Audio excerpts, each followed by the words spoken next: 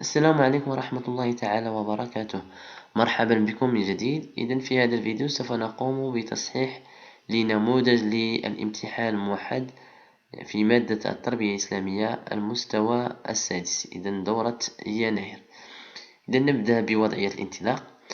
تلك ماس تلميذة مجدة، ولكن أصيبت بنزلة برد ما جعلها طريحة الفراش وغيابها عن بعض الحصص الدراسية، وقد تسبب ذلك في نقص معارفها، رغم أنها راجعت في البيت وتراجعت نقط بعض فروضها، ما جعلها في أول الأمر ساخطة متحسرة على ما وقع لها، ولكن ما أن تذكرت بعض ما استفادته من بعض دروسها حول أن كل شيء بقضاء الله وقدره، وكذلك تذكرت صبر الرسول صلى الله عليه وسلم رغم ما لقيه من مشقة في الدعوة، بالإضافة إلى معاني بعض الصور كالمدثر والمرسلات، حتى بعثت نفسها من جديد وعملت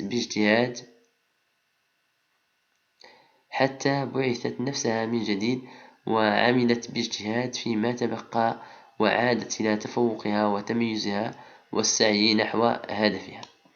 نبدأ بالسؤال الأول. أتذكر بعض الآيات التي تدعو إلى الصبر والإيمان بالله وبقضائه كما فعلت الكماس، وأكتبها كما هو مطلوب. مطلوب منا أن نكتب من قوله تعالى والمرسلات عرفا إلى لواقع، ثم مطلوب أيضا أن نكتب من قوله تعالى كل نفس بما كسبت إلى حتى أتانا اليقين، في سورة المدثر.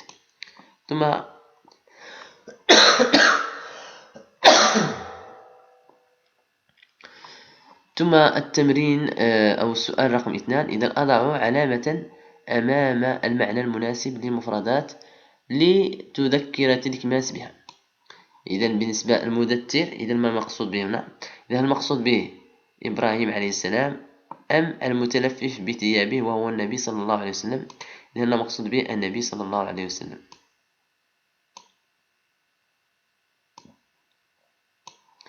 ثم الأفئدة، المقصود بها القلوب والعقول أو الآذان والأعين. الأفئدة هي القلوب والعقول.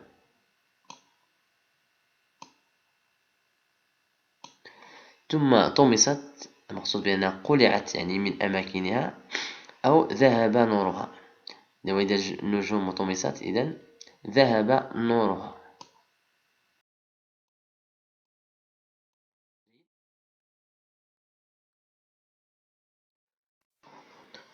ثم السؤال الثالث. أتذكر القاعدة التجويدية في الحرف المضغوط. حرف الطاء ساكن، هناك قلقلة. القاعدة التجويدية هنا القلقلة.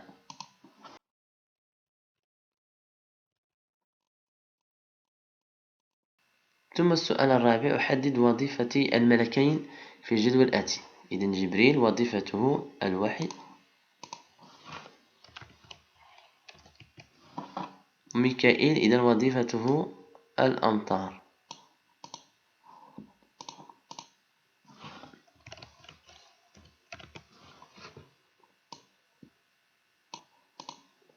ثم ماذا نتج عن تذكر تلك ماس بأن كل ما وقع بقضاء الله وقدره؟ ماذا فعلت عندما تذكر ذلك؟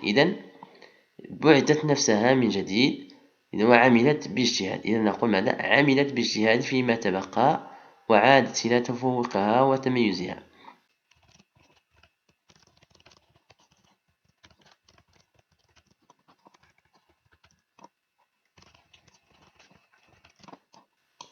عملت باجتهاد فيما تبقى وعادت إلى تفوقها والسعي نحو هدفها.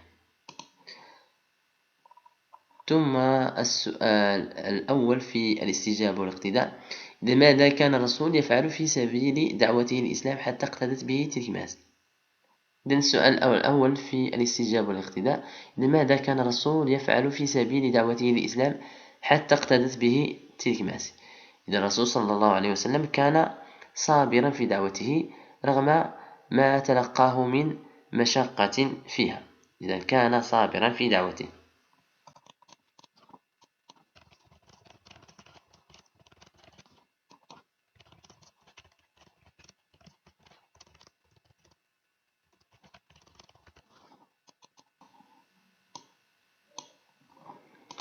جيد. ثم أجيب بصحيح أو خطأ فيما يلي. إذا التراويح تصلى قبل العشاء في رمضان. إذا خطأ، التراويح تصلى بعد صلاة العشاء. إذا خطأ. ثم دامت الدعوة السرية 3 سنوات. صحيح. إذا دامت 3 سنوات. صحيح. ثم الظهر من الصلوات المفروضة. أيضا صحيح. تلماس استفادت من صبر الرسول صلى الله عليه وسلم لتصل إلى هدفها. نعم صحيح أيضا، فقد صبرت على قضاء الله وقدره. ثم السؤال الثالث، أضع علامة أمام الجواب الصحيح. إذا من شروط الصيام الإسلام. نعم. إذا من شروط الصيام الإسلام تلاوة القرآن. إذا لا، فقط هو من الأعمال يعني التي يكسب بها إنسان أجرا كثيرا، وهو فعلا يعني أمر محبب ومرغوب. ثم البلوغ. نعم، هو من الشروط، يعني أن يكون الإنسان بالغا لكي يصوم لكي يقوم بالصيام. ثم من فرائض الصيام الكف عن تعمد القيء. نعم، هذه من شروط، أو عفوا من الفرائض. ثم النية أيضا من الفرائض.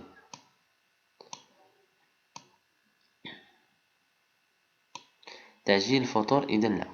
إذا صديقي يصلي فقط في رمضان وأثناء الامتحانات، ما موقفي من فعله وبماذا أنصحه؟ إذا كان لدي صديق يقوم بمثل هذا العمل، فموقفي منه فإنني أرفض مثل هذا العمل، وأنصحه بأن يداوم ويستمر على الصلاة في جميع الأوقات. مثلا نكتب هذا.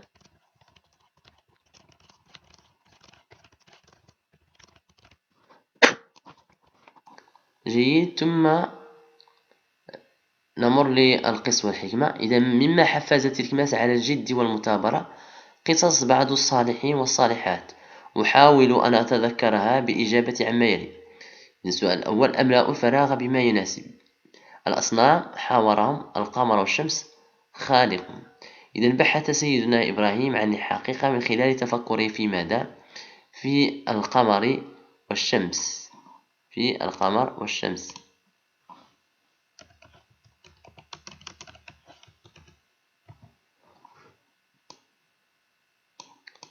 فلما أفلا توصل إلى أن للكون خالق،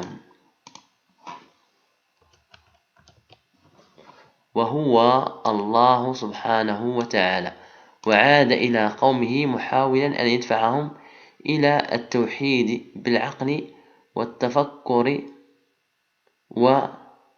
وحاورهم بأدب. وحاورهم بأدب.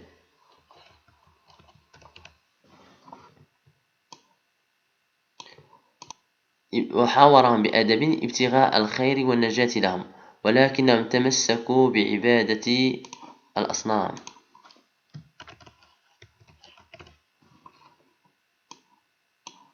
وحاربوه وهو ماض في دعوته. ثم السؤال الثاني، أجيب بصحيح أو خطأ عما يلي. آسيا آوت موسى وآمنت به. صحيح.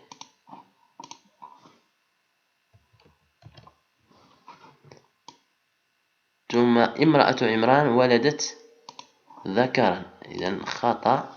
ولدت يعني أنثى وهي مريم. إذن خطأ.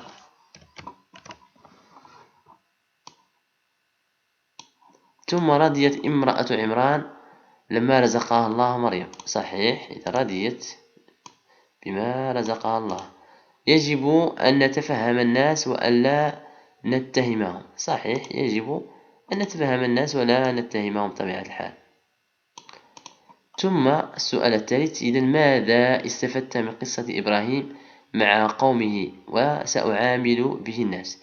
إذا سيدنا إبراهيم ماذا فعل؟ إذا قام بمحاورة قومه بأدب. إذا حاورهم بأدب، وهذا ما يجعلني أنا أيضا أن أقوم به، يعني سأعامل الناس وأحاورهم بأدب. إذا أكتب الحوار مع الناس بأدب.